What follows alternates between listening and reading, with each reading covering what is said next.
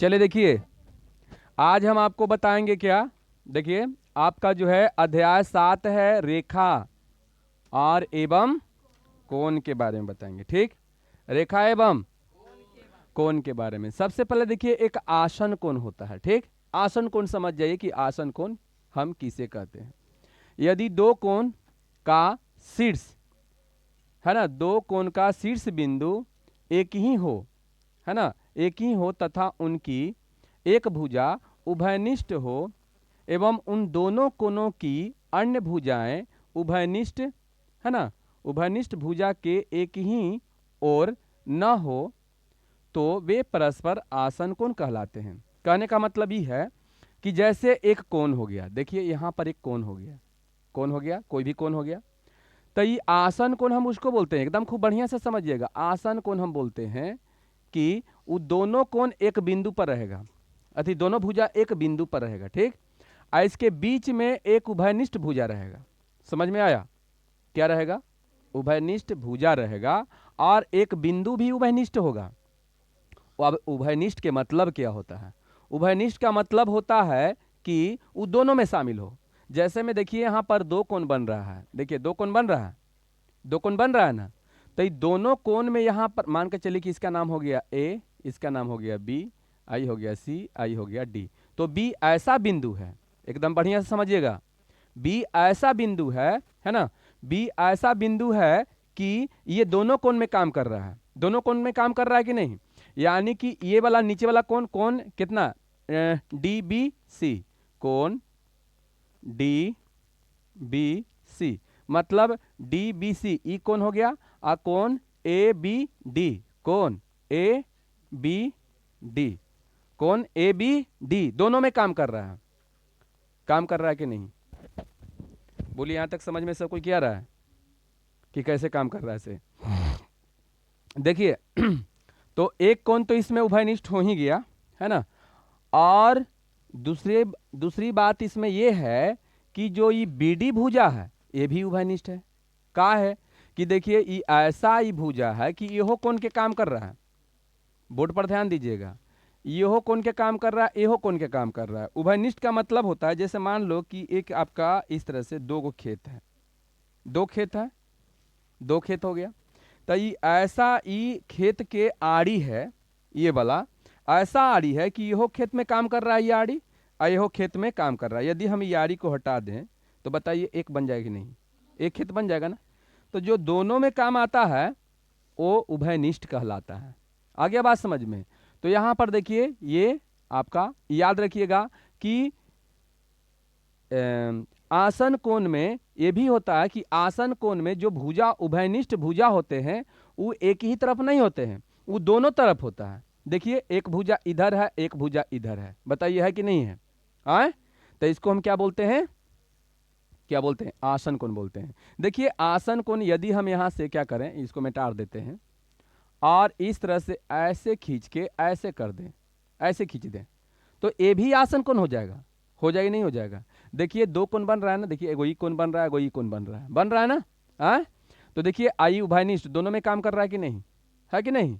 तो ये भी आपका क्या हो जाएगा? आसन हो जाएगा। लेकिन आसन के साथ साथ ही रैखिक कोण भी हो जाएगा। अब रैखिक कोण तो आपको समझाया नहीं है, ठीक है ना, तो रैखिक समझाएंगे तो समझ में आ जाएगा। फिर हम फाइनल जब समझा देंगे तब ये दोनों की बात करेंगे कि आसन कोण और रैखिक कोण के बारे में डिटेल से बताएंगे। ठीक, चलिए अब यहाँ पढ़ता आते हैं। समझ गए? तो इस टाइप के कोण जहां दूगो बन जाए कोण, ये आपका सिंपल में हम बता रहे हैं, ये आपका क्या हो जाएगा? आसन कोण। एक कोण के बीच में एगो ऐसे खींच दो, वो आसन कोण हो गया। समझ गए? रैखिक अभिगृह युग्म अभिगृहित, ये थोड़ा सा जो है याद कर लेना है, साधारण प्रतिज्ञा है। यदि कोई किरण किसी रेखा पर आधारित हो तो इस प्रकार के बने आसन कोण का योग 100 क्या 180 डिग्री होता है। इसका कहने का मतलब ये है कि यदि यदि कोई किरण किसी रेखा पर आधारित हो, मतलब ये रेखा हो गया, बताइए सीधा रेखा हो गया, सीधा रेखा हो गया ना, आए सीधा रेखा हो गया, एकरा पर एक किरण दे दिया ऐसे, तो इस टाइप के जो कोण बनेगा उसका जो है योगफल, दोनों कोण का योगफल कितना होता है? 180 डिग्री होता है। कितना होता है? 180 डिग्री होता है। बताइए यहां तक समझ में आया? यानी कि एकदम सीधा रेखा ऐसे खींच देना है, एकदम सीधा रेखा खींचना है, यहाँ से कोई किरण इसे डाल देना है, तो यहाँ पर ये दोनों का योगफल 180 हो जाएगा। अब बताइए 180 कैसे हो जाएगा, तो वो भी बताते हैं। बताइए एक वृत्त जब हम लोग खींचते हैं, वृत्त खींचते हैं, तो ये वृत्त के बताइए पूरा कोण का योगफल कितना होता है? 360। अगर नहीं पता तो इसको 4 भाग में इसे बांट दो, तो देखिए ये 90 हो गया, एकदम सीधा खड़ा है, ये भी 90 हो गया, ये भी 90 हो गया, ये भी 90 हो गया। तो बताइए हो गया कि नहीं, कितना हो गया? तो इसको आधा कर दोगे तो कितना हो जाएगा? तो यहाँ देखिए अगर हम यहाँ से ऐसे करके ऐसे कर दे तो बताइए आधा वृत्त बनता है कि नहीं? तो बताइए आधा वृत्त बना, तो बताइए 180 होगा या नहीं होगा? होगा ना। चलिए थोड़ा भी इसको टेढ़ा कर दोगे तो ये 180 नहीं होगा, ऐसे कर देंगे तो 180 नहीं होगा। नीचे एकदम सीधा रेखा होना चाहिए। आगे बात समझ में, सीधा रेखा होना चाहिए, ठीक है, नीचे में। चलिए तो यहां तक तो समझ में आ गया आपको। चलिए आगे बढ़ते हैं। रैखिक युग्म अभिगृहित का विलोम, इसी का विलोम कर दिया, उल्टा। जैसे हम लोग 2 डेग आगे बढ़ रहे हैं, ठीक है, 2 डेग आगे बढ़े, तो अगर हम 2 डेग पीछे हो जाएंगे तो एक उल्टा हो जाएगा। उल्टा होगा नहीं? उल्टा होगा, ठीक। तो देखिए यदि आसन कोण का योग 180 डिग्री हो, देखिए आपकी योग पहला ही बता रहा है, योग 180 डिग्री हो तो उनकी बाह भुजाएं एक ही रेखा में होती है ना। मतलब दोनों सब जो है ये एक ही रेखा में होती है यदि इसका योगफल कितना हो जाए? 180 हो जाए। और जबकि बोल रहा है कि कोई सीधा रेखा रहे, वहां पर एक किरण डाल दिया जाए तो इसका योगफल 180 हो जाएगा आपकी। जबकि जो है पहले अभी जो बता रहा है कि पहले ही से कि दोनों का योगफल 180 है तो एकदम सीधा होगा। हो गया? बोलिए यहां तक समझ में आया? आए? चलिए अब हम लोग आते हैं एकदम खूब बढ़िया से, ये चित्र को ध्यान से देखना है आपको, ठीक है, ये चित्र को ध्यान दीजिए, ठीक। अब देखिए इस चित्र में है क्या, तो सबसे पहले देखिए इसका नाम है ए बी है, तो यहां पर लिखेंगे कि ए आ बी है, समझ गए? ए बी है और यहां पर सी डी है, तो ए बी आ समांतर है सी डी। समझ में आया? ए बी समांतर सी डी रेखा है, मतलब ये दोनों के बीच की दूरी क्या है? बराबर है। बीच की दूरी क्या है? बराबर है। जैसे ट्रेन के पटरी होता है, ट्रेन के पटरी बताइए कभी भी दोनों एक दूसरे के साथ सट सकता है? बोलिए नहीं सट सकता है ना। तो इसी प्रकार यहां पर ये दोनों जो है ए बी और सी डी कभी भी नहीं सट सकता है। समझ गए? नहीं सट सकता है। और जब नहीं सट सकता है इसीलिए इसको क्या बोलते हैं? समांतर बोलते हैं। जब दो रेखा के बीच की दूरी क्या हो? बराबर हो। जब दो रेखा के बीच की दूरी बराबर हो तो बताइए उसे क्या कहते हैं? समांतर रेखा कहते हैं। तो ये आपका समांतर रेखा हो गया। समझ गए? क्या हो गया? और जब दो समांतर रेखा पर एक तिर्यक रेखा क्या करे? प्रतिच्छेद करे, मतलब उसको तिरछा तिरछी क्या करे? काटे, है ना, काटे, तो वहां पर 4 कोण बनता है। कितने कोण बनता है? वो 4 कोण ऊपर और 4 कोण नीचे, यानी कि कुल मिला के कितना हो जाता है? 8 कोण बनता है, ठीक है। वही 8 कोण के हम जान जाएंगे, बढ़िया से जान जाएंगे, तो समझिए कि इससे रिलेटेड बहुत सा मैथ आपका बनेगा। समझ गए? इससे रिलेटेड आपका बहुत सा मैथ बनेगा, कोई उतारेगा नहीं, खाली ध्यान से देखेगा, ठीक है। अब देखिए ये किस तरह से कैसे है, तो हम कोशिश कर रहे हैं कि इसको एकदम शॉर्ट में समझाएं, लेकिन आपको बढ़िया से समझ में आ जाए, ठीक है ना। अब देखिए किस तरह से कैसे समझाते हैं इसे, ठीक। एकदम ध्यान से देखिएगा। यहां से जब हम तिरछा करें, है ना, तिरछा खींच दिए, इसका नाम पी क्यू है, यानी तिर्यक रेखा आपका पी क्यू है और समांतर रेखा आपका है ए बी और सी डी। क्लियर? चलिए अब आगे देखते हैं। पहला है रैखिक कोण। क्या है? रैखिक कोण, चाहे इसको रैखिक युग्म भी बोल सकते हैं, रैखिक युग्म भी बोल सकते हैं। चलिए कोई दिक्कत? चलिए अब यहां पर देखिए कि रैखिक कोण कैसे बनता है, ठीक है ना। रैखिक कोण किस तरह से कैसे बनता है, तो देखिए सबसे पहले आपको देखना है 1 और 2 के देख रहे हैं हम। कौन कौन कोण के देख रहे हैं? 1 और 2 के। जहां 1 और 2 कोण के देख रहे हैं तो बताओ कर नीचे रेखा सीधा है? जल्दी बताइए। 1 और 2 कोण के देख रहे हैं आप ई कोण के देख रहे हैं, ई कोण के देख रहे हैं आप, और ई कोण के देख रहे हैं, तो बताइए कर नीचे सीधा रेखा है? तो रैखिक के यही काम है कि जहां दोनों कोण बनेगा, जहां दोनों कोण बनेगा तो कर नीचे रेखा सीधा होना चाहिए। नीचे जो है उसका रेखा कैसा होना चाहिए? सीधा होना चाहिए। बात समझ में आ रहा है? तो चलिए हम बताइए, यहां पर 1 और 2 को देख रहे हैं तो बताओ नीचे सीधा रेखा है? अच्छा, अब 2 और 4 के देखिए तो एक और नीचे सीधा रेखा हो गया। अच्छा, अब 4 और 3 के देखिए, कर नीचे सीधा रेखा हो गया, ठीक है, हो गया। अब 3 और 1 को देखिए तो ई सीधा रेखा हो गया। नहीं समझ में आया? आ गया समझ में? यहां भी देखिए 5 और 6 का देखते हैं, देखिए ई सीधा रेखा हो गया। और 6 और 8 के देखिए ई सीधा रेखा हो गया। 8 और 7 के देखिए तो ई सीधा रेखा हो गया। और 5 और 7 को देखोगे तो ई सीधा रेखा हो गया। बोलिए ये बात समझ में आया? बोलिए ये बात समझ में आया कि नहीं आया? अब यहां पर देखिए, जैसे मान के चलिए कि यहां पर देखिए, देखिए ध्यान दीजिएगा, ऐसे हम रेखा है वो खींच दिए, ठीक, ध्यान से देखिए, एकदम बढ़िया से समझिएगा। चलिए ऐसे खींच दिए, यहां से ऐसे खींच दिए, ये दोनों रैखिक कोण है या नहीं? जल्दी बताइए, रैखिक कोण ये दोनों है क्या? और नीचे सीधा रेखा है, तो कैसे हो गया? अब देखिए यहां पर क्या करते हैं, इसको ऐसे करके, ऐसे ना करके ऐसे कर देते हैं। बोलिए हो गया? रैखिक कोण हुआ कि नहीं हुआ? देखो एकदम सीधा नीचे हो गया, देखिए एक नीचे सीधा रेखा हो गया। आ रहा है समझ में? अब देखिए यहां पर ई रैखिक कोण हुआ कि नहीं? देखो तो ई कोण आई कोण हो गया, कहा है कि एक नीचे सीधा रेखा है। समझ में आ रहा है? अच्छा, इसको मोड़ के हम ऐसे कर दें, ऐसे कर दें, तो बताइए रैखिक कोण है? नहीं है, तो बताइए अनुभव हो गया। अच्छा चलिए बताइए, ये रैखिक कोण ऐसे किए तो रैखिक कोण नहीं है, तो क्या है? आसन कोण है। देखिए ये आसन कोण, ये आसने में ना आ जाएगा। यानी कि कहने का मतलब ये है कि जब ये इतना डिग्री का हो गया। अच्छा ये बताओ, ये क्या है आपका, कौन सा कोण है? रैखिक कोण है। तो देखिए रैखिक कोण जो है वो आसन कोण हो सकता है, ये आसन कोण हो सकता है। रैखिक कोण, आसन कोण, इसको आसन भी बोल सकते हैं, आप बोल सकते हैं कि नहीं?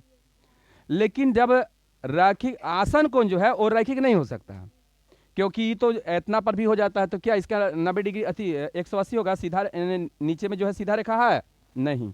अब बताइएगा आप लोग, खूब बढ़िया से समझिए अच्छा से। क्या है, तो नहीं कि मतलब नहीं है? आए देख रहे हो बढ़िया से? आए उसको बोल रहे हैं, देख रहे हो बढ़िया से? आए समझ में आ रहा है? आए कौन? थोड़ा सही से हो जाइए तो। चलो देखिए, तो अब आप लोग बताइएगा, क्या ये रैखिक कोण है? अच्छा, यानी कि सीधे सीधा रेखा है ना, बस। लेकिन यहाँ पर 1 2 3 को बन जा रहा है, तो ये मत गड़बड़ाइएगा, हड़बड़ाइएगा कि सर यहाँ 3 3 को कौन हो जा रहा है। कोई बात नहीं, फिर भी रैखिक कोण है कि नहीं? चलिए आ गया बात बढ़िया से समझ में? आए चलिए ठीक, बहुत अच्छा, आगे बढ़ते हैं हम। अब रैखिक कोण के क्या होता है? रैखिक कोण के स्वभाव होता है ना, इसका गुण क्या होता है? तो रैखिक कोण के गुण यही होता है कि जब दोनों कोण के, जो भी रैखिक कोण होगा वो दोनों के जोड़ोगे तो 180 होगा। इसका क्या है? गुण है। क्या है? गुण है। तो रैखिक कोण के योगफल क्या होता है? 180 डिग्री होता है। तो देखिए एक आध को हम यहाँ पर लिख दिए हैं, जैसे देखिए कोण 1 और कोण 2, देखते हैं कोण 1 और 2 रैखिक कोण है, तो दोनों के योगफल कितना हो जाएगा? इसी प्रकार बताइए, कोण 2 और प्लस कोण 4 एक बराबर 180 डिग्री, कोण 4 प्लस कोण 3 है ना बराबर 180 डिग्री, कोण 3 प्लस कोण 1 बराबर 180 डिग्री। बोलिए बात क्लियर हो गया? रैखिक कोण समझ में आया कि नहीं आया? रैखिक कोण समझ में आई? हाँ चलिए, टोनी के समझ में आ गया? चलिए गुड, बहुत अच्छा, आगे बढ़ते हैं। शीर्षाभिमुख कोण, शीर्षाभिमुख कोण, शीर्षाभिमुख कोण के 2 नाम है। लोग प्यार से इसको सम्मुख कोण भी कहते हैं। क्या कहते हैं? सम्मुख कोण, है ना। तो यहाँ पर देखिए शीर्षाभिमुख कोण के यहाँ पर देखिए सम्मुख कोण भी हम बोलते हैं, ठीक। सम्मुख के मतलब सामने का कोण, एकदम आमने सामने, समझ में आ रहा है?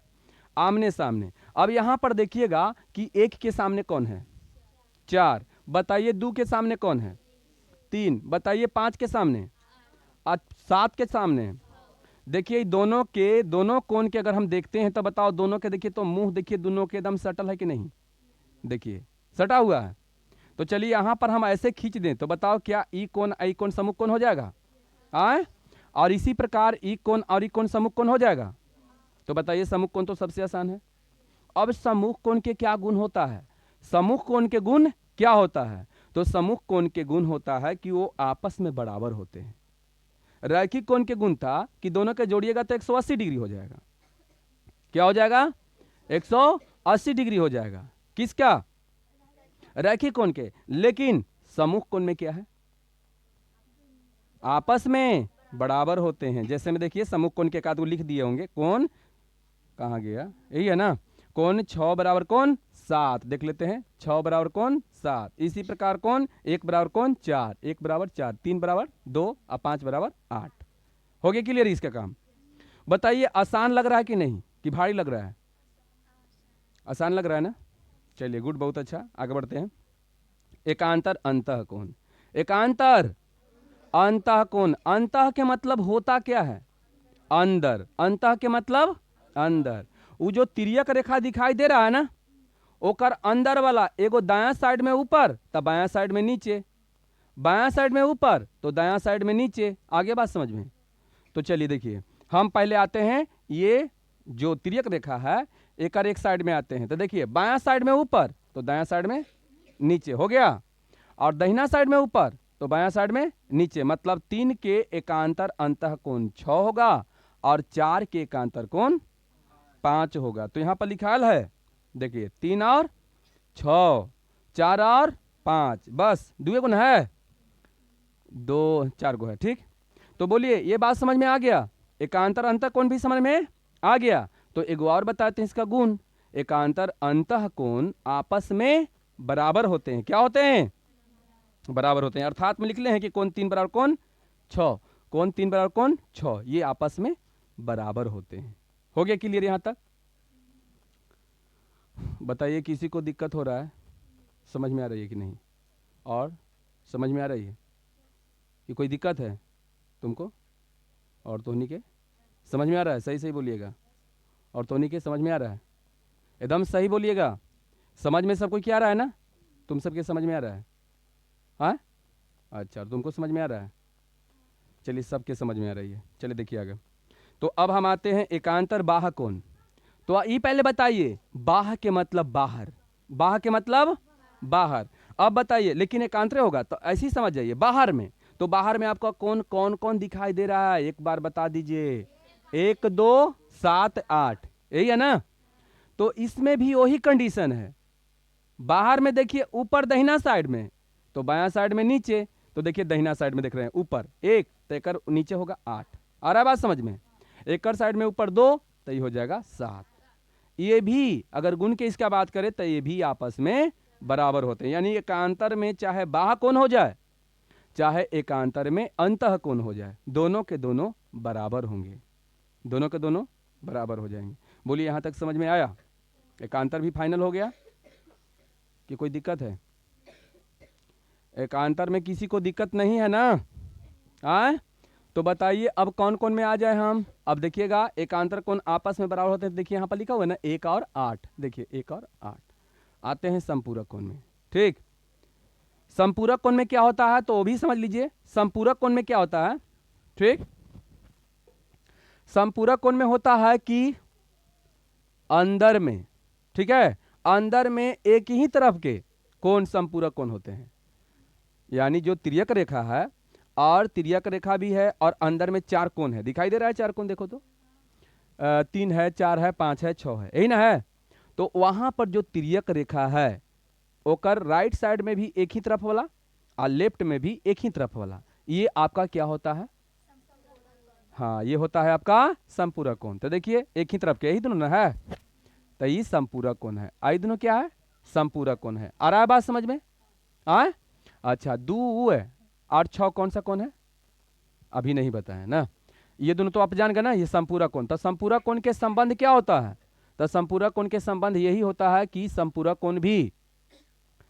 कोण भी आपस में आपस में बराबर नहीं, संपूरक कोण के योगफल 180 डिग्री होता है। आपको पहले से पता होगा कि जब 2 कोण का योगफल 180 डिग्री हो जाए तो उसे संपूरक कहते हैं, और जब 2 कोण का योगफल 90 डिग्री हो जाए तो उसको पूरक कोण कहते हैं। बताइए, बतावल है ना ये? कोची 300 तो फिर वृत्त बन जाएगा ना? 360 बनेगा तो बताओ वृत्त बन जाएगा ना, चाहे चतुर्भुज बनेगा। समझ गए? तो चलिए ये बात दोनों समझ में आपको आया? इसका भी योगफल, अच्छा ये पहले बताइए कि, अच्छा ये पहले बताएंगे तब समझ में आया। ये दोनों समझ में आ गया कि दोनों का योगफल 180 होता है। चलिए आगे बढ़ते हैं। संगत कोण, संगत कोण होता है कि एक ही तरफ के, संगत कोण हम बोलते हैं कि एक ही तरफ के जो तिर्यक रेखा है, तिर्यक रेखा के लेफ्ट में आइए और चाहे राइट में आइए, लेकिन लेफ्ट में आइए चाहे राइट में आइए, एक ऊपर तो एक नीचे। जैसे में देखिए 2 के 6, 1 के 5, तो नीचे 8 के 4 और 7 के 3। नहीं समझ में आया? हाँ, कितना आसान है। देखिए 8 4 है ना, कहाँ गया 8 4, 8 4 होगा कि नहीं होगा? होगा ना। तो अगर आप एक ही तरफ के, ये जो तिर्यक रेखा है, तिर्यक रेखा के एक ही तरफ आइए, लेफ्ट में आइए चाहे राइट में आइए, तो राइट में अगर जाइएगा तो एक ऊपर तो एक नीचे, एक नीचे तो एक ऊपर, एक ऊपर तो एक नीचे, एक नीचे तो एक ऊपर। आगे समझ में? ये क्या है? संगत कोण है। क्लियर? अब देखते हैं संगत कोण तो हम जान गए। संगत कोण के गुण के बात करते हैं तो ये भी आपस में बराबर होते हैं। अब बताइए दोनों कोण, बताइए क्या है, जल्दी बताइए। समपूरक कोण है। ये दोनों के जोड़ के कितना आएगा? अच्छा, अब बताइए ई कोण के, यानी कोण हम कितना, हाँ कितना, हाँ ये दोनों के ई और ई कौन सा कोण होगा? जल्दी बताइए। 2 और 6, 1 का 2, हाँ 1 का 2 रैखिक कोण, 1 का 2 सब कोई बोलिएगा। 5 और 8 सम्मुख कोण, चाहे शीर्षाभिमुख कोण, यही है ना। 5 और 6, 5 और 6 जल्दी बताइए। रैखिक कोण, गुड, बहुत अच्छा। 7 8 रैखिक कोण, 8 और 1 जल्दी, एकांतर बाह्य कोण, एकांतर। चलिए 3 और 7 संगत कोण, एक ऊपर एक नीचे, है ना। देखिए यही है ना। चलिए यहां तक समझ में आ गया आपको? आए, चलिए तो इसमें तो कोई दिक्कत होना नहीं चाहिए। एक और बताती, 7 और 6 क्या होगा? 7 और 6 शीर्षाभिमुख कोण, चाहे सबसे अच्छा सम्मुख कोण। दैट्स ऑल ना। चलिए ठीक है।